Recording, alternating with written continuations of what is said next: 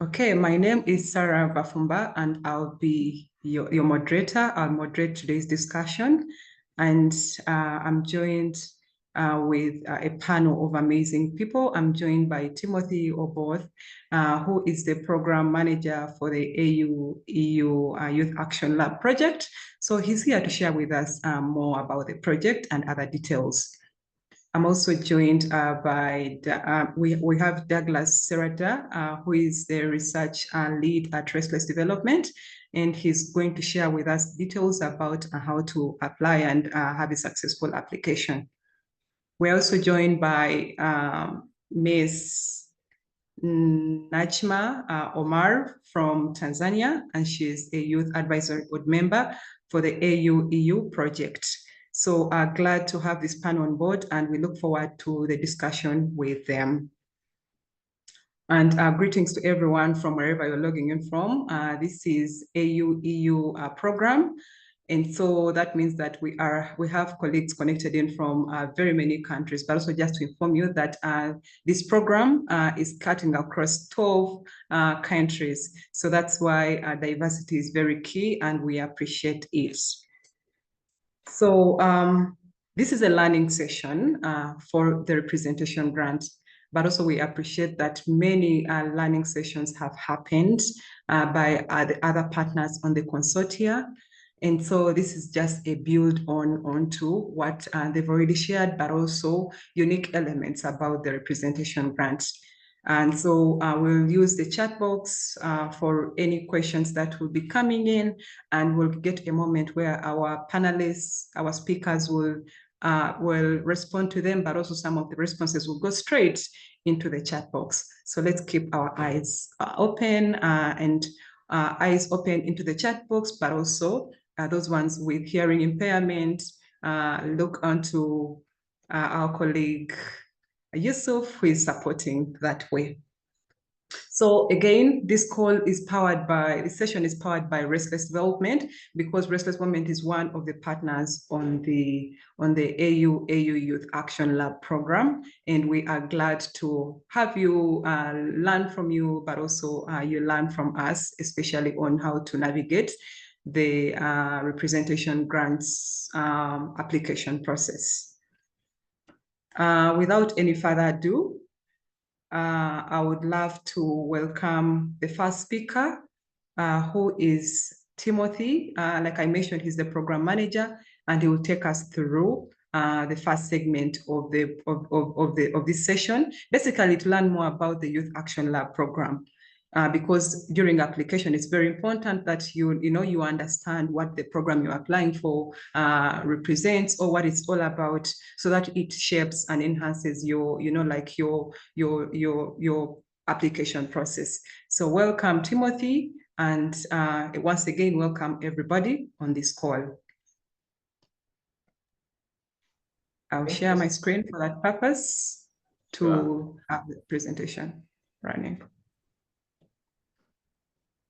Thank you so much, Sarah, and good afternoon to everyone. My name is Timothy Oboth, like Sarah has already introduced me, and I will be speaking to you about, I will be sharing details about the AUEU Youth Action Lab programs.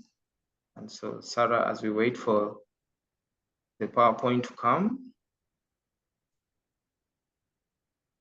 Okay, thank you so much. So maybe just to run you through, how the day will look like. In the next slide, we will focus on understanding the AUEU Youth Lab programs, and then we shall also speak specifically about what representation grants are. And then after that, we shall go through how to apply for those who are already in the process of applying for the representation grant. And then we shall also look at the tips on how to write a successful application. And then we shall also look at the next steps, especially what next after submitting your application. And also we shall have a session for questions and answers. Yeah, so that is how it will look like. Next step, please. Next slide, please.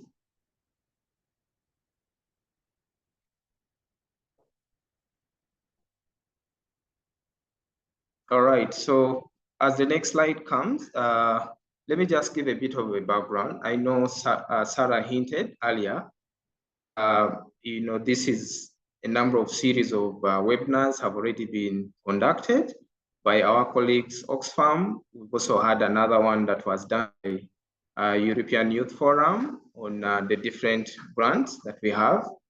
Today, specifically, we are going to speak about the representation grant. And before I go into the representation grant, I'm aware that you have had the background about the AU Youth Lab programs. But just for the sake of those who are joining this webinar for the first time, I would really wish to run you through very quickly the background. Building on the different successes from the programs run by European Union in collaboration with the African Union. For instance, we have the AUEU Youth Plugin Lab, as well as the AUEU Cooperation Hub, as well as the different consultative sessions that were done by young people. The AUEU Youth Lab program was established by European Union in collaboration with the African Union to be able to contribute to the empowerment of youth in Africa and European Union to strengthen their involvement in active, meaningful, and innovative ways. And the two programs are actually built on three pillars. The first pillar focuses on advancing youth participation and representation in policy and decision-making processes, while the second pillar focuses on training and capacity building to young people and youth-led organizations. And the third pillar is in relation to youth initiative, where the program provides financial support to youth-led initiatives. And as we move forward, these programs that I'm talking about, next slide, we have the two programs. The first one is the AU Youth Voices Lab program, also known as Power of the Collective. And this focuses more on pillar number one, advancing participation and representation of young people in policy and decision-making processes. And of course, it has different components. It has a platform, online platform, where young people are able to join in and share, engage, and get empowered, but also connect with other young people across African continent, but also within the European continent. Then the Youth Voices Lab also has the aspect of capacity building, which is more of pillar two. And then it also has a small grants that are shared between, of course, 1,000 and 10,000. Just go back to the next slide, Sarah. Then the second program, the slide before, just go back to the slide before, yes. So the second program is about the Youth Action Lab, where today we are going to focus a lot and speak a little more about the Youth Action Lab in this webinar. For it focuses mainly in addressing the two pillars, pillar number 3 and number 2. And pillar number 3 speaks about the youth initiatives, and that is where we have youth initiatives being supported with the small grants that range from 5,000 to 50,000 euros. There is also a digital platform that supports collaboration of young people. And then also there is a strong component of capacity building, especially of youth-led initiatives. So the Youth Action Lab actually was designed to address the lack of opportunities of youth in Africa and Europe to collaborate, innovate, and drive solutions to shared challenges.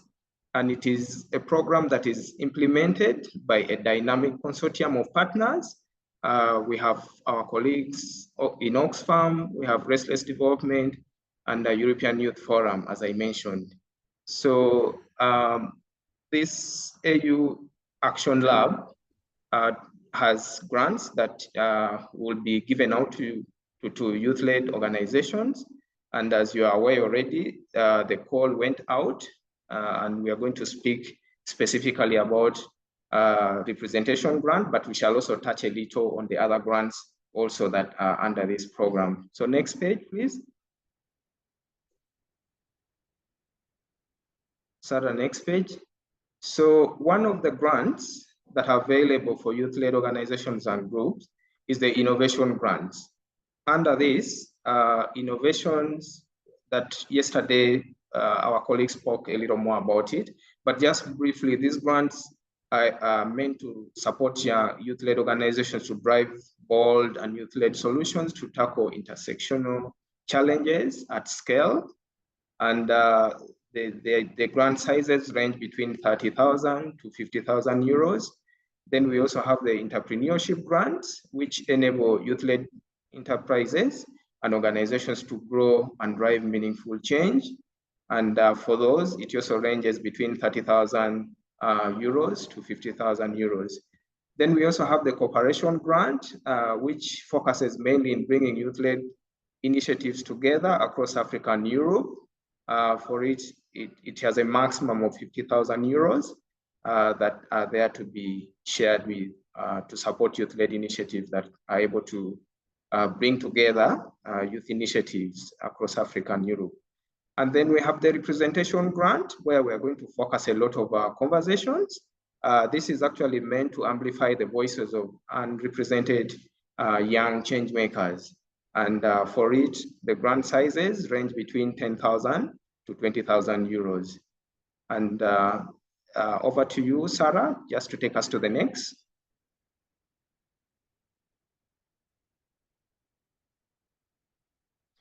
Yeah, so as we speak about the representation grant, so the representation grant, Sarah, if you can move to the next. Yes, so these grants are prioritizing supporting youth-led organizations and or groups that focus and target the unrepresented and marginalized young people. And in most cases, the definition of underrepresented or marginalized youth group, can differ, but the biggest parameter that we'll be focusing on is prioritizing initiatives that overcome or have potential to overcome barriers limiting young people's voices from being heard, or barriers that limit young people from meaningfully participating, and among others. And we will give examples of some of the youth-led initiatives and activities that will be funded under this grant. For instance, we have initiatives that are geared towards policy events like advocacy campaigns, where relevant stakeholders, voicing young people's rights and priorities for especially underrepresented and marginalized youth groups. We will also be focusing on youth-led initiatives that have the potential or are capable of challenging discriminatory acts and promoting inclusion, especially among the underrepresented and marginalized young people. But also priority will be given to supporting movement building initiatives, such as advocacy coalitions and networks, right from grassroots to national level, regional, and continental level. We will also be supporting development of policies or initiatives that support policy development, alternatives towards the well-being of young people, things like hackathons, things like, policy debates or movements targeting decision makers, policy reviews on formulations. So those are some of the examples of the initiatives and activities that we'll be supporting under the representation grant. Sarah, next. As Sarah moves us to the next, I want to speak briefly about the eligibility criteria, so that as you're there, you'll be able to know whether you're eligible to apply or not. So for you to be eligible to apply, your organization or group must be led by either underrepresented youth or targeting the marginalized. Then two, it should have young people aged 30 to 35 years old, who are mainly the decision makers and beneficiaries. The founder, or at least a co-founder, must be under the age of 35 years of age, and at least 70% of the staff should be young or below 35 years.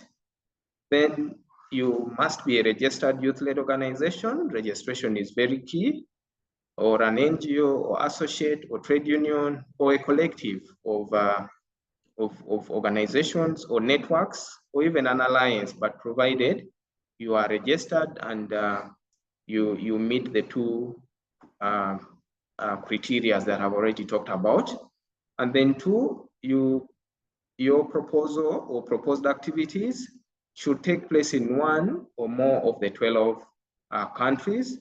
And those countries, the 12 countries, are Ethiopia, Kenya, Mozambique, Nigeria, Senegal, Sierra Leone, Somalia, including Somaliland, Tunisia, Uganda, and Zambia, and Zimbabwe.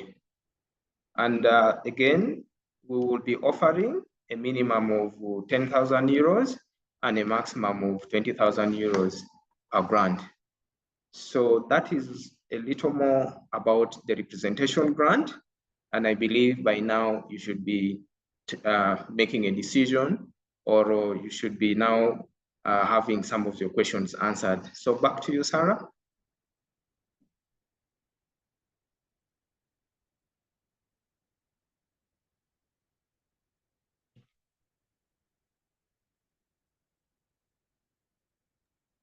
Okay, thank you very much, Timothy, for that elaborate presentation. And I hope members, we are getting there, and we've had a great understanding about the project, about the program, but also the eligibility criteria. So just for us to know, especially for colleagues who are joining in from either countries that speak Arabic or French or Spanish, kindly utilize the captions on the caption icon onto your screen to be able to change from English to your desired language, so that at least you're able to read the captions for your native language. And so thank you very much, Timothy, and we'll proceed. Please join me to welcome Najma. Najma is a youth advisory member, like I mentioned during the introduction. And she's going to take us through how to apply, especially using the OnGrip platform. So Najma, welcome on board. So hi everyone, I hope you are all fine. I hope everyone is well. So with the representation grant for the AUEU Youth Action Lab, I'll take you through the application process. So first and foremost, my names are Najma Omari. I'm a youth advisory board member for the AUEU Youth Action Lab, and I'm very happy to take you through the application process. So with the application process, we are using the OnGrip platform, which is an online system that will be used to review, to access, and manage your application throughout the application process.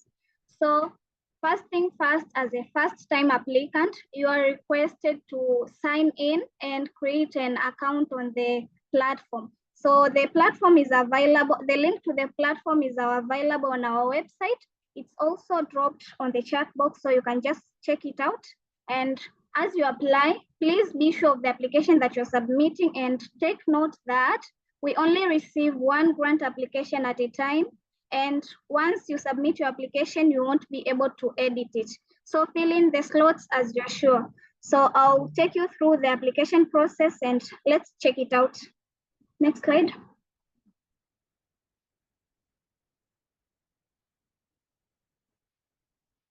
So yes, after registering on the OnGrip platform, you will receive an acknowledgement email from the OnGrip team. So with this email, this is the email that will lead you to the application port. So you'll click in the application to access the application port. Next. So this is the application portal that we will work on, and this is how it looks like. So you'll tap in My Applications to access and begin your application. Next. So yes, so one of the key component of our template is the first page, which includes the organizational details. So with it, you are required to fill in all details of the organization, including its area of operation, area of work, its mission, vision, and coverage. So one key component on this part is the organizational structure. Since we are working on power shifting grants, we need youth to be on lead. That's why we say we need to capacitate youth. And with this, you have to clearly state the value of youth on your structure. How do you operate your organization? How is it run? And by this, you'll be required to attach the organogram. So the organogram will give us a real picture of how your organization works and how you operate. Yes. The next slide, please. So the other key point, the other key part of the template is the proposal part. So this is the part where you'll fill in the details on your project proposal. It's a slot where you'll provide description on your planned activities. It's a slot where you'll provide the explanation on the problem statement and how you'll go about it. And it's where you will certify that you are on which grant type are you applying. It's where you'll verify the grant modality that you're applying, noting that we are having 4 grant modalities. So if you have chose to apply for the representation grant, please be sure to trench your application on the correct grant application link. So you will offer the details on your project, including its title, location, and certify the duration that you are required to begin your project from May 2025 to October 2026. Yes, that's it. Next. Yes, other key components are the project activities. Yes, so you'll be required to describe the deliverables. So what are you expecting? What will you be doing? So what will you be doing during the project period? And these activities are what will clearly define how your project will operate and what's your target, how will success look like on your hand. And yes, that's it. But one of the most important things as you're writing the activities, as you're spotlighting the project implementation deliverables, you should have a clear focus on the sustainability plan. So you should not just write activities that you think that they are impressive. You should think of sustainable activities that can proceed even beyond the funding period. So be sure of the activities and align them with sustainability. Yes. Next. Yes, other key components include the monitoring and evaluation part. So as you're drafting your project proposal, as you're making your submission, you should foresee and know how you will measure your impact, how you will evaluate the success of your project, how you will measure the implementation mode and effectiveness of the coverage. Yes, so you should know how you will evaluate the reach and the impact of the activities done. Yes, so that's very key. Please be aware of it.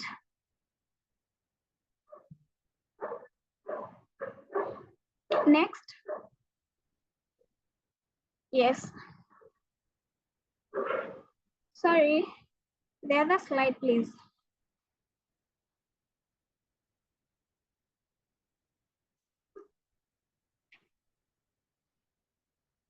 No, I think we have skipped a part.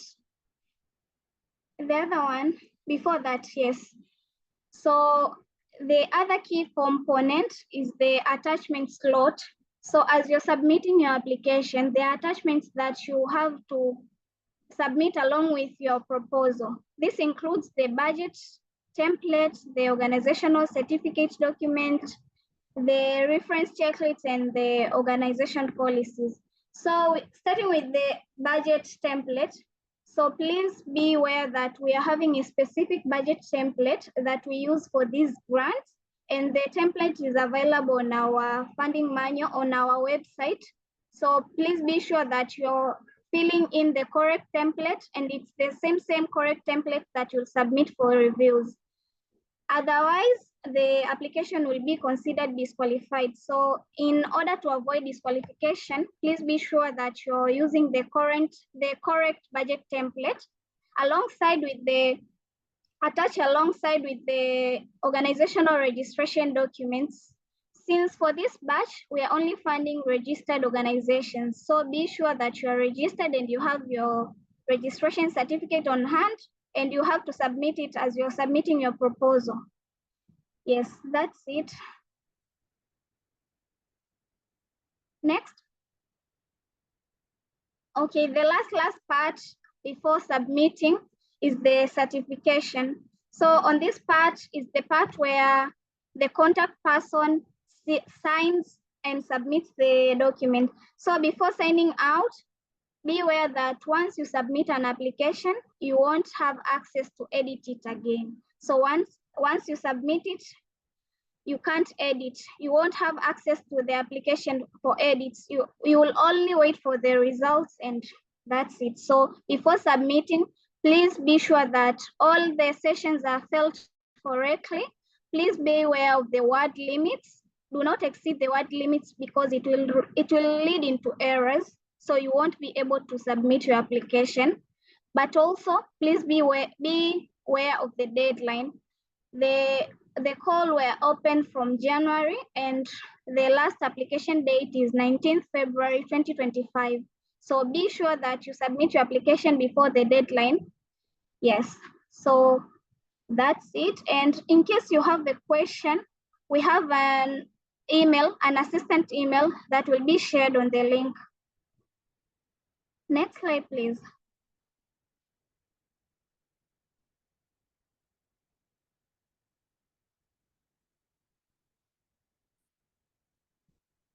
Hi, Sarah, next slide. Hi, sorry, apologies. Douglas, kindly support sharing that screen. Sorry. Okay, as we're waiting for the other slides to come, so I'll just love to make an I would love to insist on some key points, some keynotes that we can use as we are making our applications. So as we are applying, please be aware that as you fill in your application, you should ensure that each session is filled completely. So adhere to the word limits. So fill in correct answers with correct wording. Do not exceed the word limits. Yes, and offer a clear description of what you want to say. Another thing is adhering to the deadline. Please be aware that the call will be closed on 19th Feb. So apply before that time, and yes. One more thing is the compliance of the budget to the activity listed. So align the budget with the activities that you have pre-described on your proposal. So avoid submitting a misaligned budget because it might lead to a disqualification. So that's it. I bet now we are all comfortable for applying, and we will be happy to receive your applications and assist you in case you find any challenge. So thank you very much. Allow me to handle the mic over back to Sarah. Thank you. Sarah, over to you. Okay, thank you very much. Douglas, you can share the screen.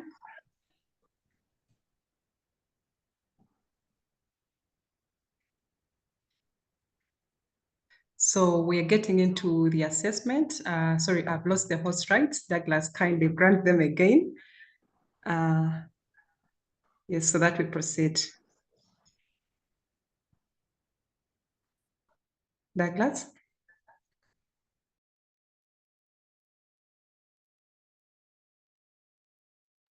Also, thank you very much for the comments that are coming in the chat. The team has started responding to them. And I see most of the questions are around the link to the application portal, the link to the budget, but also really organizational structures. So all these are going to be responded to. If they have not yet been responded to, they will. And in case any questions are not responded to by the end of this session, we will then have an email where those questions will again be responded to. But we believe that by the end of this call, we will have, like all the information we need to continue or to apply for this grant. Douglas, I'm just waiting for the host rights so that we proceed. You should be a host by now. No, not yet. You're still the host. Apologies for that mishap.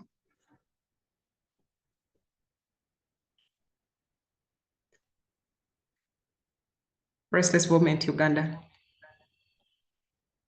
is the account I'm using.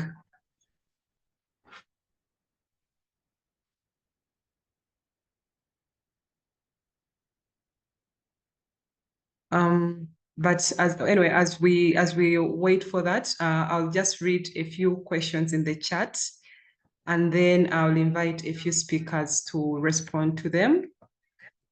So, of course, someone asked, where do I find the budget? Douglas will come in with Douglas will come in, but also Timothy will come in with that session about the budget. And but also see that some colleagues have gone ahead to paste that in the chat. We also understand that we've reached the limit, and we apologize for that. So we will work out how to see that we also reach the other colleagues that wanted to join, but they're unable to because we are at 100% capacity. And again, apologies for that. Are projects that facilitate training of young people to facilitate grassroots leadership for SDGs in marginalized communities likely to be funded through this grant. I'll read it again. Projects that facilitate training of young people to facilitate grassroots leadership for SDGs in marginalized communities likely to be funded through this grant. Timothy, do you want to respond to that? Sure, thank you so much, Sarah. I hope you're able to hear me loud and clear. Yeah, so again, if you reflect on the selection criteria, you notice that the calls are open. They are open to youth-led organizations or groups or even networks or coalitions. But the key word there is that they must be youth-led. And for the definition of youth-led, like we said, we looked at the age as a parameter for defining a youth-led. So this organization should have the decision makers aged between 15 to 35 years. And of course, it should also focus on young people who are aged within 15 to 35 years. So if the initiatives, if that project is being implemented by such an organization, then yes, it is eligible. And if at all you need to look at many more eligibility criteria, I encourage you to go to the funding manual. It has specifically what is being prioritized by this grant in terms of the kind of initiatives, the activities that are prioritized for funding, but also the kind of organization or youth group that is eligible. So back to you, Sarah. Thank you very much, Timothy. There is also another question, which I think we'll get into the bucket list and addressed later in the budgeting section. In the budget template, there is a section of mandatory global transport for global engagement. What if my project doesn't have any global engagements? And and that need traveling, does it still remain mandatory to include this? This will be responded to. Again, this is an addition, I think. I'm not staff, but when you read the call, it says that part of the requirement is that the grant expects you to participate in the global event. It is in the call. Okay, so then we'll address it then. Take note of that. Our founder has 32 years old when founded. Our founder was 32 years old when founding the organization, but is now older than 35. We meet all the other criteria. Can we apply? Timothy. Okay. The founder is 35 years old. Yeah, I think that's a good question. And thank you for the participant who asked it. So again, when we go back to the age category of the kind of organization or the leadership of that organization, the question is clearly indicating that at the time of founding the organization, the leader by then was 32 years, and now the leader is beyond 35 years old. So the question is that organization eligible? I think when we look at other parameters, which speak about at least 70% of the decision makers in that organization are young people between 15 to 35 years. If at all that is the case with the organization, then your chances of being eligible are high. Then secondly, if you are targeting, also your target group is also young people between the age of 15 to 35 years, and they are regarded as underrepresented or marginalized. And if your initiative is also targeting that category of group, and you have amazing ideas that you would want to be funded, your chances are still high to be funded. So I would again encourage that each of us, we read through the eligibility criteria carefully and see if we are able to qualify or not to qualify. So I think that is the response that I can share on that for now. Back to you, Sarah. Okay, thank you very much, Timothy, for that. So we'll just get into a quick activity. I know we all went through the session that Najma shared with us about the on-grip platform. So would love to hear from you. I would love to know from you how comfortable and confident are you having gone through or having gone through that session with Najma. How confident and comfortable are you with using the on-grip portal to apply for the representation grant? So use the code is 13 14 88 90. Can we have feedback from you on how do you feel?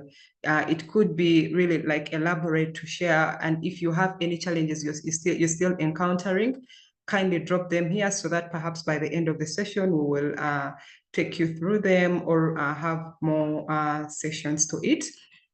The Mentimeter is already open. Kindly share your feedback here, and it will be projected. Again, it's anonymous. No one will know that you have said ABCD. We'll just take a few minutes to do that.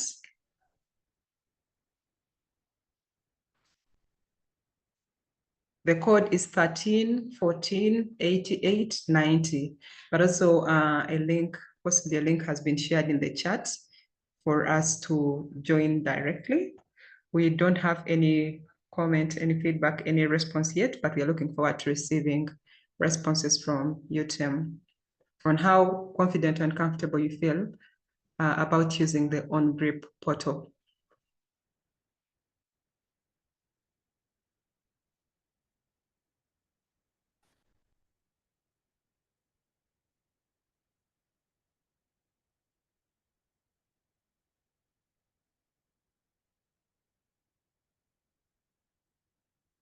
Okay, are there any responses? Are people sending in?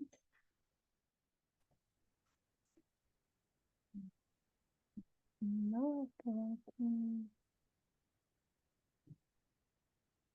How comfortable and confident do you feel?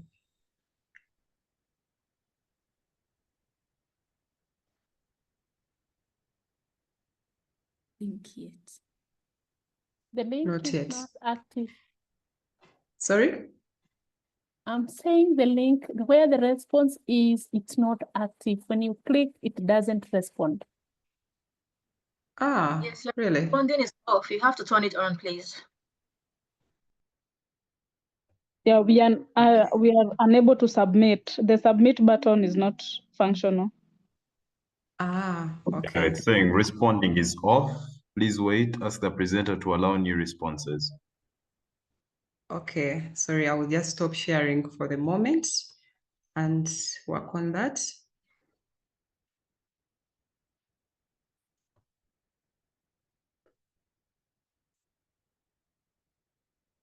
Okay, we should be able to submit our responses now.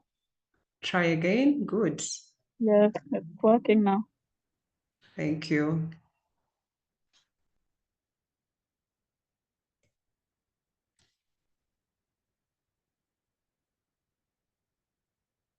Okay, so we have some few responses. I feel confident, comfortable, very confident, yes, confident. I feel confident. I tried to interact with the platform before this meeting and it was user-friendly. Good, thank you. Then I feel confident. Basically, people are confident. And again, in case you have any challenges, if you're encountering any challenges while you're on the call, but also after the call, feel free to get in touch with us using the email address that will be shared. And someone says it's a nice, exciting new learning curve. Thank you very much. We'll then proceed with our next segment. And please join me to invite the next presenter to take us through how to build a successful application. And this is Douglas. Douglas, most welcome. Thank you, Sarah. I hope you can see me. And thank you so much, presenters and participants, for having this platform. So we are quickly going to delve into what makes a successful application, at least from our end, especially the people who are going to be looking at your respective proposals. So number one is meeting both the hard and soft copy eligibility criteria. Now, the previous speakers have alluded to the fact that we have some criterion we are going to use to evaluate this process. So we want to make sure that you actually meet that criteria. Once you meet that criteria, then you should be able to move on the next stage of application process and ensure that your process, your proposal is actually accepted. Then the other one is clearly capturing innovativeness of your project, i.e. the design, of course, the testing, the scale up, as well as improvement proposed. Of course, if you look at the template, there are a number of things we are requesting you to submit to us. So if your proposal is able to address some of those things, then you shouldn't have any issues being taken on the next stage of the proposal process. Then the other one is showing you how the project addresses or benefits marginalized groups. Again, Timothy alluded to this emphatically, talking about some of those marginalized groups, the women, the people with disabilities and other groups. So ensure that as you propose to us some of these solutions, as you propose to us some of these things, you are working around benefits to the people who are marginalized in our context. Then the other one is providing a clear approach to ensuring the sustainability of your project. Again, sustainability is a key. While we are aware that it's a one-year project, we are looking at beyond the 1 year. How can we ensure the benefits, those deliverables you've been contributing to are continued beyond the project lifetime? Then the other one is showing how the organization will work and connect with others. So we are looking at both inter and intra. So working as you as a team, but also across partnerships. As you realize, all the previous presenters have alluded the fact that we are working in partnership. We are with European Youth Forum, we are with Oxfam, we are with Restless Government, and others who are working with. So make sure that your proposal tries to look at some of those partnerships across. It's usually good to make sure that you strike partnership, you strike kind of a collaboration to augment your chances of being taken on.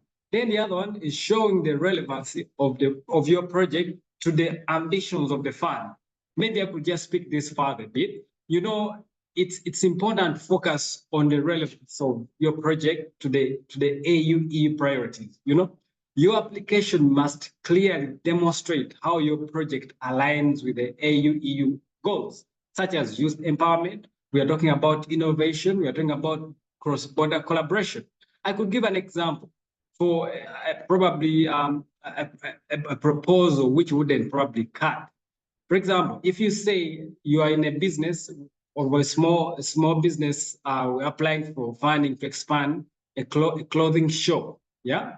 However, this application kind of fails to explain how the business is innovative, is scalable, and contributes to our ambitious goals of the AU and EU collaboration leading to rejection. So that one I can tell you right out, if you're just going to expand your clothing business with our grant opportunity, then most likely you're not going to be taken on the next stage. However, if you look at this approach, for example, if you're a tech startup, for example, and then you propose a mobile platform for small African and European businesses, yeah, the application highlights how the project supports digital transformation as well as cross-border trade, thus aligning with the AU-EU economic priorities. You see, we are talking about cross-border kind of conversations, Africa and Europe, and it's about digital transformation, and then you're showing us how these things actually are aligning with the economic priorities of the AU-EU funding priorities. Then the other thing is that please, and again, check the eligibility criteria carefully, yeah? Even small mistakes in eligibility, such as incorrect documentation or missing registration, can lead to automatic registration. So we wouldn't want to disqualify someone because they have just merely missed incorrect documentation, or they have not been able to give us their registration. So we want you to make sure that you have all these documents, or the eligibility criteria is taken care of by you on your end when you're applying. I could give you an example. If a group of you probably you propose generational leadership workshops, you know, many of us are so excited about some of these things, workshops, without specifying how it relates to AU-EU representation goals. Okay, you probably not go through because there's lack of clarity on how these workshops are going to be, help us to achieve our goal. So the application is not considered because it's not very competitive, but also it doesn't really align to the priorities of AU-EU. Then the other one, probably I could give you a good one. If, for example, you as an applicant, you have a youth-led organization, you propose to train young women in policy making to increase female representation in decision-making forums. You see, now I'm being careful. I'm ensuring that I am aligning what I'm proposing to the AU-EU frameworks, and as well as goals and ambition. This application clearly links the AU priorities on youth engagement as well as good gender equality. Then I could further say, if you don't pay attention to the specific grant type, for example, each grant type has a specific focus, and failing to tailor your application to the grant type can result in rejection. You want to apply for a representation grant, you end up doing an innovation grant. Clearly, you're already having a mismatch of priorities.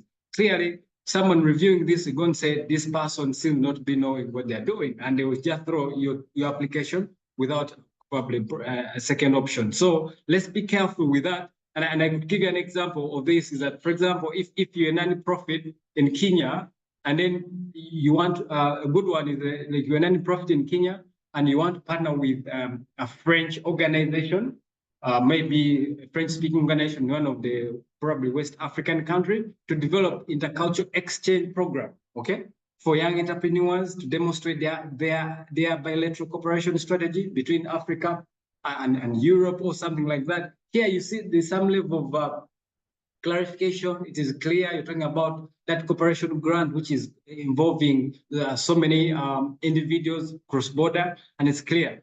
However, if you do yours and you're applying for a cooperation grant, but you only focus on national level activities, you know, then the project does not meet the grant criteria, and thus to be, you know, without an international partnership, leaving us with no choice but probably to disqualify that. And we wouldn't want to do that. We want as many grants as possible to go to the next level to ensure that we have an opportunity to work with each one of you. Then the other one is incomplete application and ignoring the core requirements. Members, leaving out required sections, missing attachments, failing to follow guidelines can weaken your application and even leads to you, even if your idea is very strong, but if some of these things are not brought up clearly, then you're going to miss an opportunity to work with you. Why? You have not been able to follow the guidance. I'm going again to refer you to our funding manual. Please make this as your guiding Bible or Quran to help you as you apply for this grant, okay? So a clear case would be, for example, if you're applying for an innovation grant, but not include a clear budget breakdown or their technology project, despite having a great idea, your application will be rejected, yeah, because you didn't follow the examples we are talking about. So for me, the final tip before I hand over to you, Sarah, is before submitting your application, please check your project, that your project fits the grant category and that you've been able to answer all the sections properly. Over to you, Sarah. Thank you. Okay, thank you very much, Douglas, for that elaborate explanation, especially around how to make our application smart and then become successful. We have a number of questions in the chat, so we're going to run again another round, especially from our speakers, to respond to some of them. And the first one, I think it's consortia related. Can I apply for this grant as a consortium of two organizations, both are youth serving, or both serve our youth interests? And in the same way, also have a similar question. As an applicant organization, are we allowed to partner and collaborate with other organizations for the good success of the organization objectives and goal set on the project applied for? And if yes, are we supposed to include the organization in the project proposal before submission? Well, Timothy, kindly respond to those two. Okay, thank you so much, Sarah. The first question was, can I apply for this grant as a consortium of two organizations both serving youth interests? The answer is yes, you can, provided you're very clear on the lead applicant. In the application form, it's clearly indicated there for you to provide details. And the consortium, as the provision or the eligibility criteria says, that networks are part of these organizations that can be funded, coalition. So I believe that falls under the category of provided you're a network, you're two organizations that have a legal provision that binds the two of you. I believe that you are eligible to apply. And then, of course, double check clearly whether other eligibility criteria apply. Once they all apply, then yes, certainly you qualify. Then the other question, Sarah, was in line with, I think I missed it out. It was seemingly the same, that the two organizations would love to collaborate for the good of the organizations, but also the objective of the project. And if they are supposed to apply, do they need to include, does this, for example, the lead need to include both organizations in the proposal before submission? I think the lead applicant now will be the one indicated. And of course, you know, it shouldn't also be a situation where you are partnering or forming a network simply because you have seen a call for proposal. It should be that this network or consortium has been existing already and you've been implementing, and you're simply looking at this as an opportunity to scale up or to move your solutions or initiatives to another level. So that's why I'm saying there has to be some legal provision that connects the two of you. And of course, you have to indicate in the provision in the application that requires which contact person and the lead partner that we will be engaging and dealing with in case you're to succeed. You, Timothy. Thank you, Timothy. Then this one will be responded to by Najma. There are two in one. Does the platform auto-save the applications? Then two, the online portal is not working on my side as it's not sending the link for full application. What could be the problem, Najma? So thank you, Sarah, for the question. So I'll respond to the first one first. So yes, the on-grip platform auto-saves the application. So as you fill in, it saves automatically. Yes, that's it.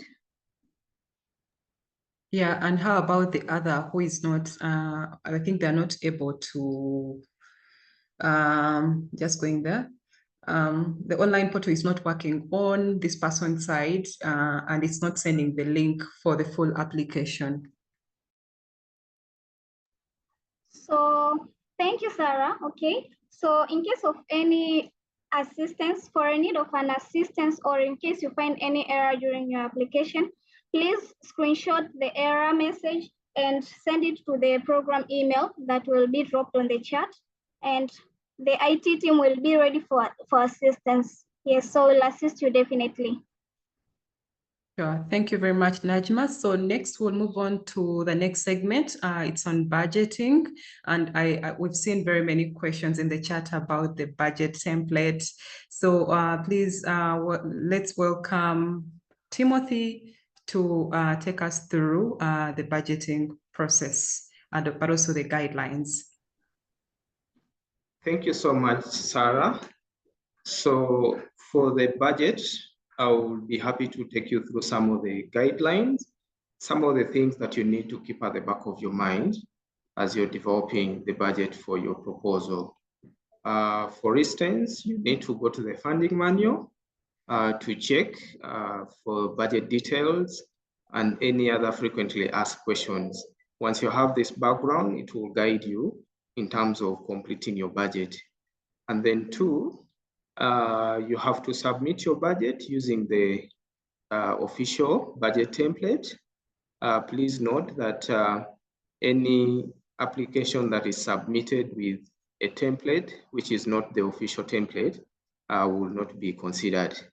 So what you need to do, you need to download the template that has been provided, you fill it, and then submit it back with your application. And then two, you also need to make sure that the budget will be in euros. You can include even the local currency, but at the end of the day, have another column that will translate the local currency into euros and clearly indicate the exchange rate that you used when converting the local currency into euros. Then another key thing that you need to consider at the back of your mind is that there are really no sales, restricted sales on salaries and overheads, but, and be careful about this, but be reasonable and justify your cost. That is really, really key. And then that is also linked with other expenses that will be directly linked with project activities. So just make sure that whatever expense or whatever budget that you're including in your project budget is linked to the project activities. Don't include scenarios where you're planning for an advocacy training and the cost that you've put there is for perhaps maybe touring, Karamoja region, which is in Uganda, not linked in any way with the activity that you have proposed. So every expenses, every cost in your budget must be linked directly with the project activities.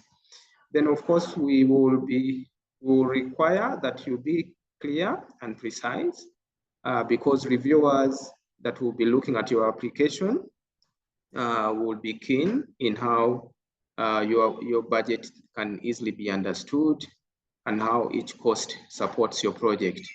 So use simple and clear words and precise language that can easily be understood by the reviewers. You can move to the next slide, Sarah.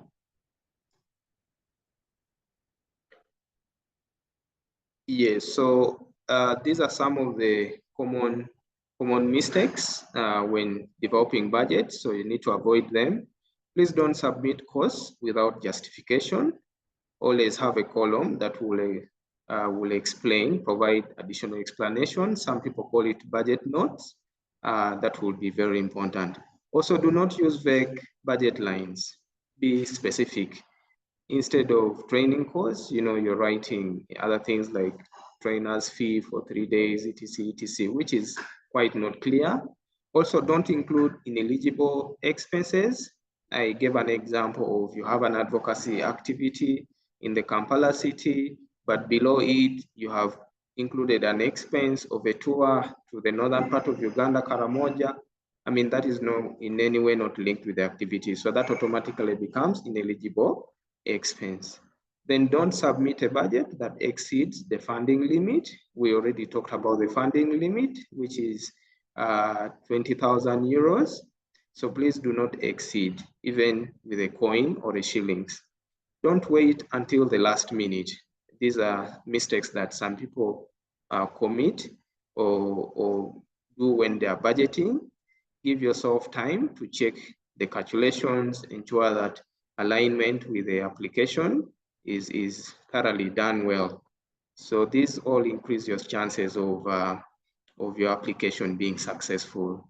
So those are some of the tips related to the budget that I wanted to share at this point. So back to you, Sarah. Okay, thank you very much, Timothy, for that, for your responses. But maybe since we're talking about budget, we can also talk about the work plan. So there is a question that is there a template for work plan, or can organizations use their own work plan templates? Yeah, thank you so much, and thanks for that question. So we're also trying not to be so restrictive and kill the innovation of young people. So what you're going to see in the application form are just key elements that we would want to see in a work plan.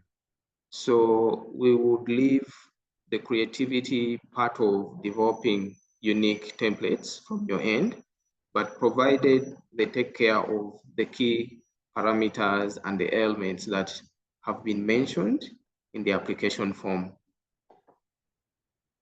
Okay, thank you. I think there's still more confusion, but yes, this call seeks to clarify everything. So I think they need more clarity. Teams need more clarity about the travel budget percentage. Sure. Are we truly? Oh, okay. Some of our projects are locally based, hence no need for this budget item. Okay. So yes, that is a good question. So for the EU AU Youth Action Lab program, especially looking at the objectives that have been put aside, there is a very strong component on link and learn, and so we would really wish that the grantees that will benefit from this funding together jointly with young people, we learn through processes, we document as much as possible some of the lessons, the experiences, the challenges that youth-led organizations undertake. So the component of learn and link is very key, for this program, and therefore it doesn't matter whether you're grassroots or you're at the continental level or what.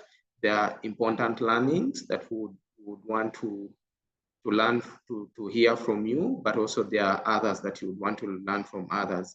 So yes, it's important that you allocate some budget for that. I think we consider it as an important aspect in this program. So we would really wish that you give it a priority. Okay, thank you, Timothy. And then just another question, but I think there's interest also from the participants, members, to learn about the innovation as well as the entrepreneurship grants. I know this call is, much focused on representation grant, but I will ask, and if we are not able to respond to it, we can refer to the necessary sites. So is there, can any of the facilitators shed light on the entrepreneurship breakdown of the budget? Yeah, so yes, so yesterday there was a webinar that talked about the entrepreneurship grant, and indeed, if you go to the funding manual, it has a detailed explanation on how the budget should be and how you should present the items that fall in that budget. So I would maybe encourage, in case that potential applicant has any issue in accessing the funding manual, kindly just write onto that email that we are going to share, or the one that we will talk about, and then we shall, on a case by case, support you on addressing some of the challenges that you will have, and provide more information in relation to the entrepreneurship grant. Okay, thank you very much. So we'll just give an opportunity to 3 members on the call to ask questions. So if you feel your question has not been responded to, or as a question has come up during these last minutes, kindly put up your hand using the reaction icon. I can see we have 3 hands already. So put up your hand. Let's have Hajati Abdul. Ask your question in 60 seconds. Okay, thank you so much. And I'm so glad to have this call. One is my question is around inclusivity and diversity. Looking at the fact that I've reached out to Restless Development because I have worked with them under Oxfam, Uganda. And we work with transgender persons, or probably youth transgender women in the rural areas. So is this call eligible to organizations that are basically working with such under marginalized communities, looking at the context analysis in Uganda and having the Anti-Homosexuality Bill and Act 2023 that is currently available? So that is one question that I would like to ask. My other question is around the flexibility, because I know one of the things that most of the donors normally ask us is, yeah, your proposal was good, but the problem is the country context analysis. How inclusive is Restless Development? For me, I've worked with Voice, which is also a funded project under Oxfam, and it's the same kind of context analysis that we're working in.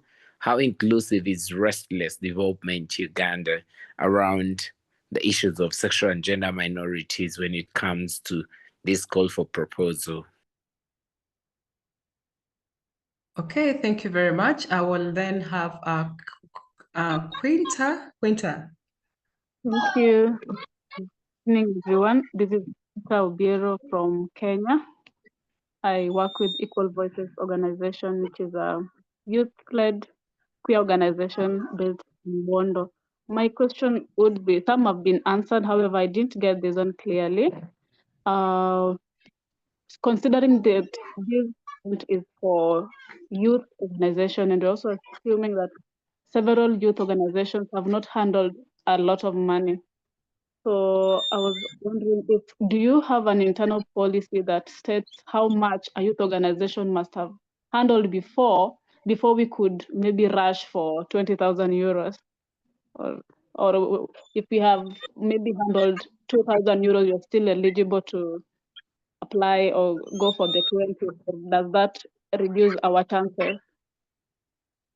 Okay, thank you, Quinta. And I think your question largely lies around your previous experience with maybe perhaps running huge grants, accounts, and everything. But yes, we'll respond to that. Let's have Ibiso Ikroma. Hello, everyone. Can you hear me? Yes, we can hear you. Okay, thank you very much. So I've stayed through the webinar and it was really insightful for me. I had to learn a lot on the application process. I think someone is unmuted.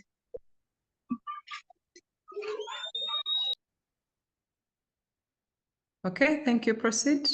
And colleagues, let's just mute if you're speaking, if you've not been granted the permission. Thank you.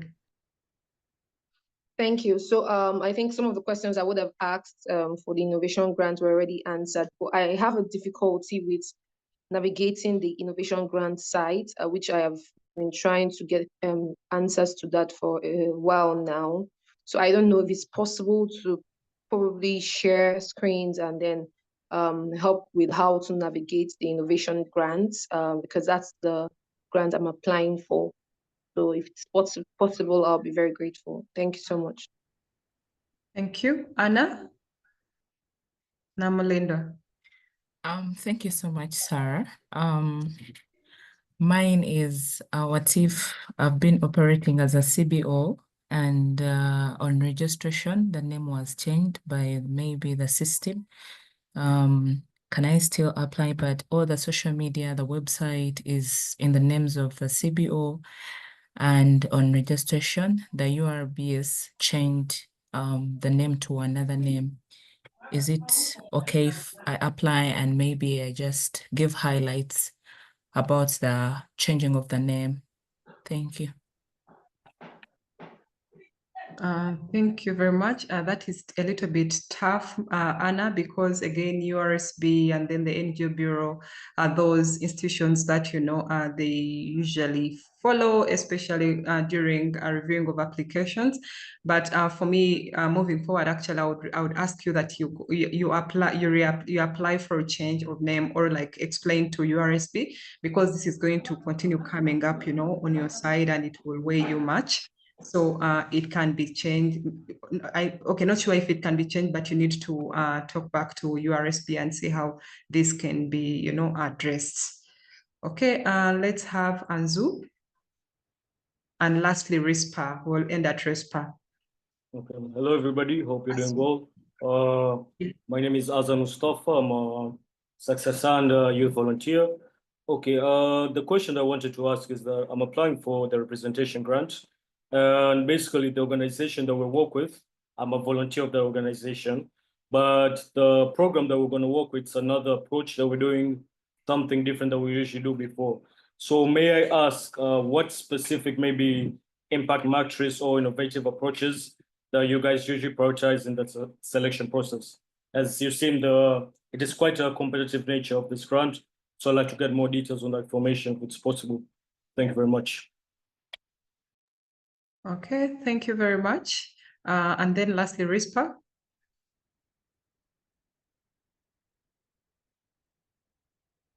RISPA, if you're speaking, you're on mute. Okay, yes, my name is RISPA from Coastal Kenya, and I work with a community-based organization. I have two issues here. When an organization existed informally and then registered, so you can find that the age of the organization is a bit younger than when it informally existed, how do you gauge that as part of an experience or a criteria? And two, if the organization, more of this funding is for the youth, but the leader is not a youth, is that a hindrance? And lastly, the cross-border collaboration or international collaboration, is this a strong asset, or can it be just national or regional or local collaboration? Thank you. Okay, thank you very much. So I think about the leader not being a young person, Timothy responded to it at some point when someone asked almost the same question, that their leader is 35, you know, and above. So that was already addressed. And then international collaboration is indeed a very strong element and objective under the AUEU program. So yeah, I mean, collaboration, networking, and everything. So we need to say of how we tie in all these aspects on this call for application. I'll invite Timothy and maybe Douglas, and then we'll come to the close. Timothy, thank you.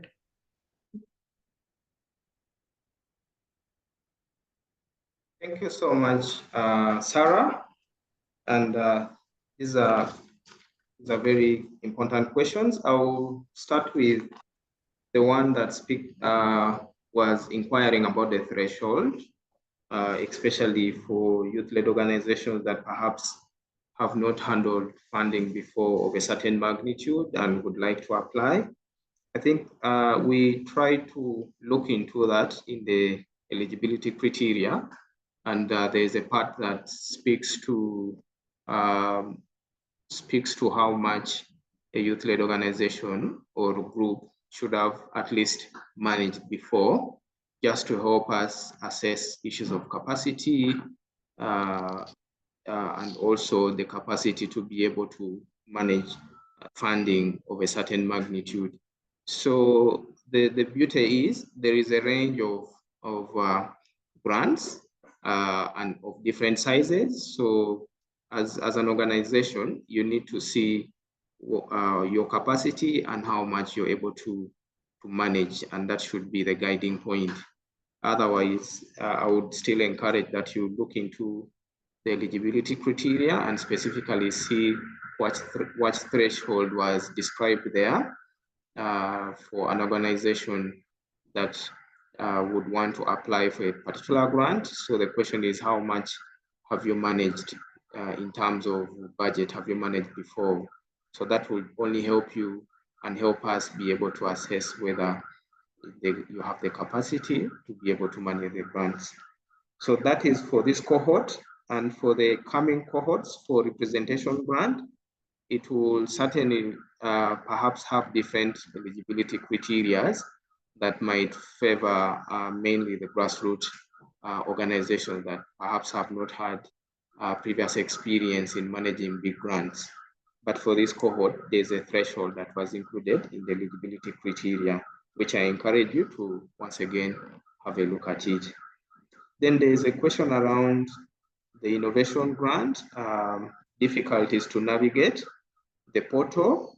I would encourage this applicant to write to that email again, and particularly you can screenshot that section that is giving you hard time, and then you forward it to that email. Our IT specialist will definitely come to your support and rescue.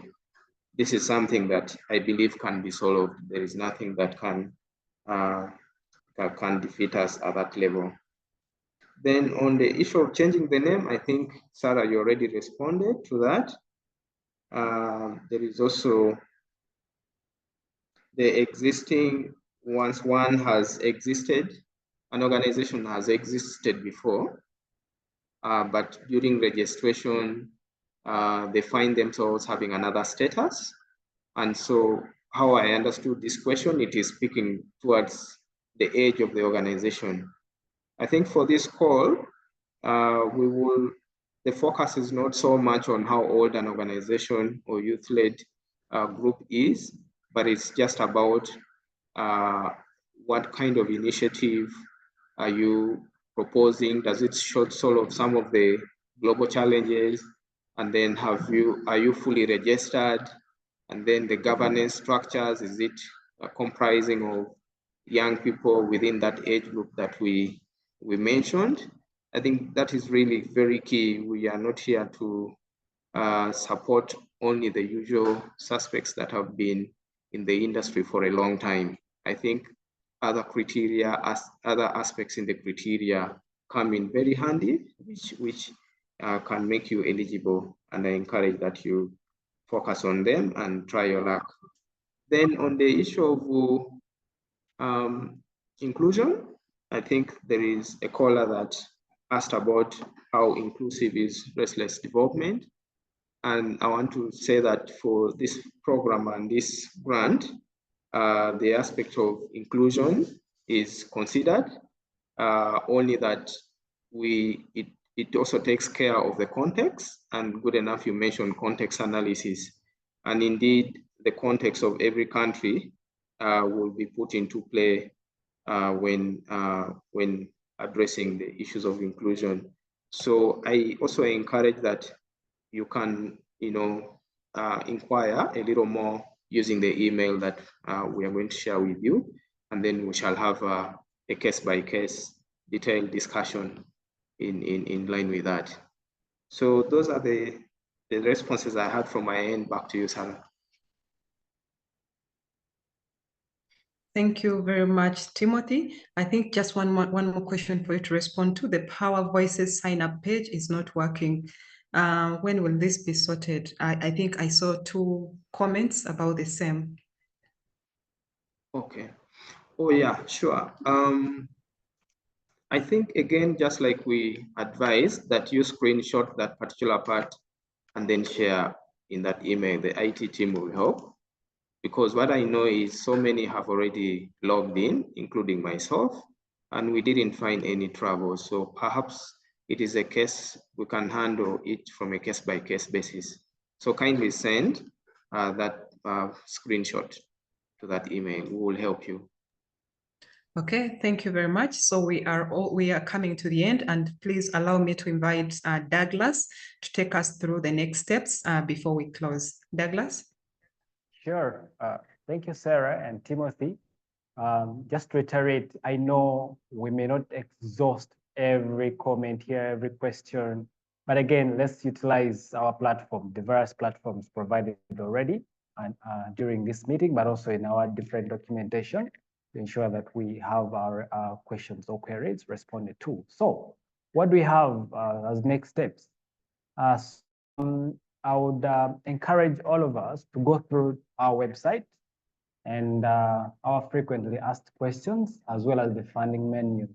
So please review these resources to ensure that some of those questions you might have, probably you might have not found, might have not ably given you, they could have been already answered in the funding menu, but also the other frequently asked questions. Then the other one, that platform called the Power Voices platform.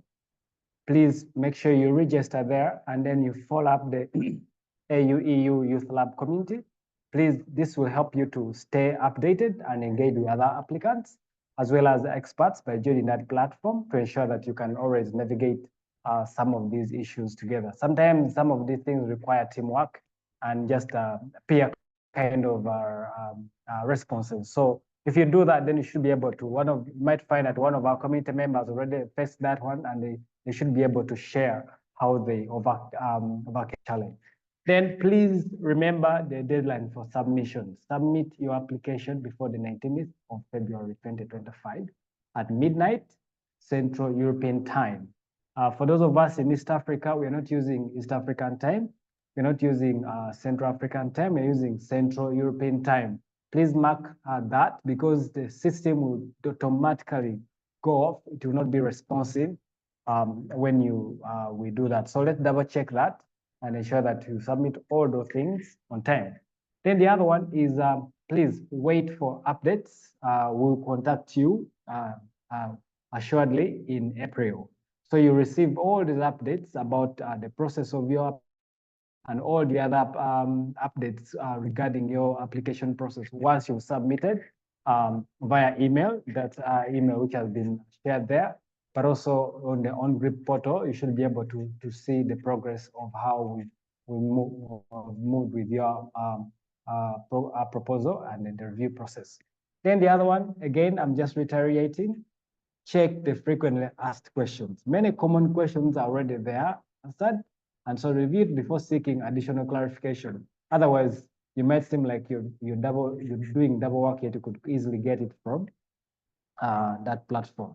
So from me, the other bit I could just share is that if there are some questions which you feel have not been responded to during this short time we've had with you, please go ahead and write it down and just send that email which has been shared so that we can quickly look through and then provide you appropriate time and some extra length or resources to help you be in position to excel as you apply for this proposal and submit your application. So lastly from me is just a final tip.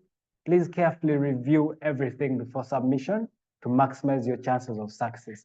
Ensure that you have like a team of 2-3 people to review to ensure that the eligibility criteria and your application is really rhyming, speaking the same language. Otherwise, if you don't do that, then you might not maximize the chances of success. Other than that, from me and the team here, where I'm sitting, good luck with that. Over to you, Sarah. Thanks. Okay, thank you. Thank you very much, Douglas, for that. So again, we'll just have one more activity, just as an evaluation for having been a part of this engagement. So again, we'll get to Mentimeter and you'll respond to some of the question. It's just one question. How relevant did you find this session in regards to the application process? Again, the code is 13148890 and it's open to receive responses. How relevant did you find this session regarding the application process for the representation grant? Feel free to be elaborate, yes, and not just share one or two words. 13148890. Okay, we have so much critical. Thank you very much for your response. Yes, let's continue even having this engagement. Send us your questions on the email that Douglas has just shared. How relevant or how important, how useful, how impactful did you find this session to enable you apply for the representation grant or even other grants? Okay, can we have more responses to this?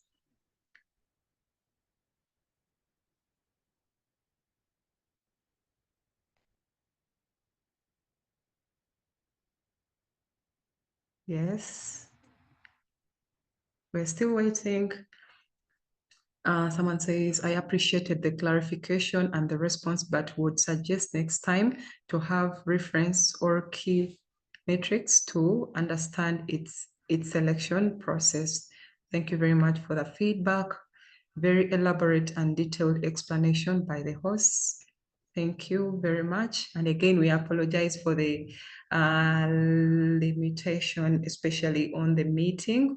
For the next grant that Timothy talked about, a learning session, we will have at least, a webinar to enable as many people as possible to join the call. Quite detailed, but did not get response on the percentage of budget that we would dedicate to administration and regional traveling. Okay, and we can have that responded to directly on email.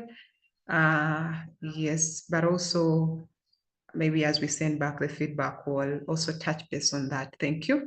Very hopeful, very elaborate and helpful. Okay, we are 5 minutes down the hour. So we appreciate all of you for coming, for joining today's learning session, and we look forward to sharing with you again, especially with the next grant that we will be rolling out. we look forward to receiving your applications and wishing you all the best success as you submit your applications by 19th of February. Yes.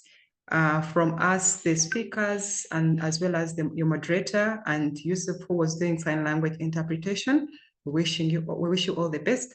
Bye-bye. Bye-bye. Good luck, everyone. Good luck. Thank you. Bye.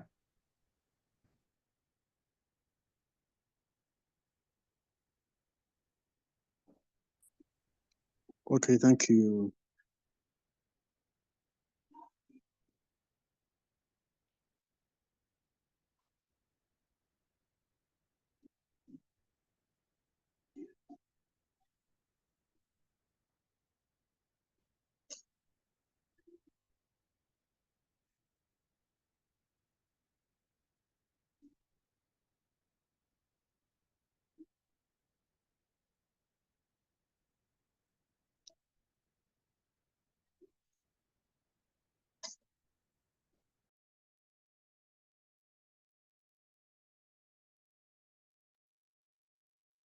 Bye-bye.